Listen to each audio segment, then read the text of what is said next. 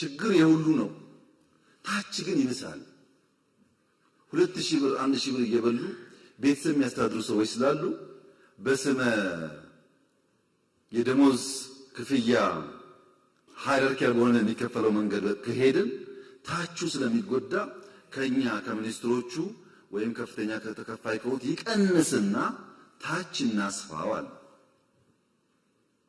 ታች ዝቅተኛው የመንግስት ተከፋይ 1700 አካባቢ ነበር። 300% ጨምረን 4800 ገባ። ይሄ በሚሆንበት ሰዓት 70 75 80 የነበረው አጠቃላይ ሀገራዊ ጭማሬ 91 ቢሊዮን ይገባል ተባለ።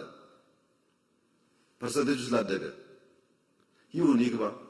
ታች ያለው ከሚራብ ላይ ያለው ይቆያል። ለሁሉም ብናደርግ ጥሩ ነበር። ለሁሉም ካልቻልን ግን ሞር የተጎዳውን ብንደግፍ ይሻላል ነው ሐሳቡ የነበረው።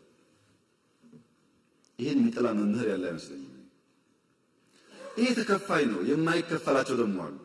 ደሞዝ የማይከፈላቸው ለምሳሌ አርሶ አደር አለ፣ መድኃኒት አለ፣ ሴፍቲኔት አለ። 340 350 ቢሊዮን ብር ኢትዮጵያ ደጉማለች በዚህ ዓመት። በአንድ በኩል ደሞዝ፣ በሌላ በኩል ነዳጅ፣ ማዳበሪያ፣ መድኃኒት፣ ሴፍቲኔት ድጎማዎች ደግሞ 350 ቢሊዮን ወስደዋል። ያን እንዳለ ወስደን ደሞዝ ብናደርገው እናንተ ደስ ይላችኋል፣ አርሶ አደር ይከፋዋል። አርሶ አደር ከከፋው ግን ዋጋ የለውም፣ እናንተን ገደል ገባ ማለት ነው። እንዳለ ወስደን ለኛ ሰራተኞች ብንከፍል ደሞዝ ከፍ ይላል።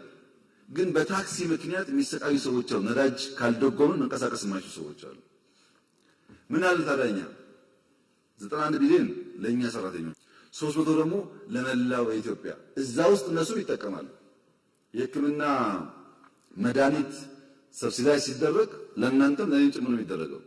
ነዳጅ ሲደረግ ለኔም ለእናንተም የሚደረገው። ማዳበሪያ ሲደረግ ለኔም ለእናንተም የሚደረገው። በቀጥታ ባንቆጥረውም በተዘዋዋሪ ማለት ነው።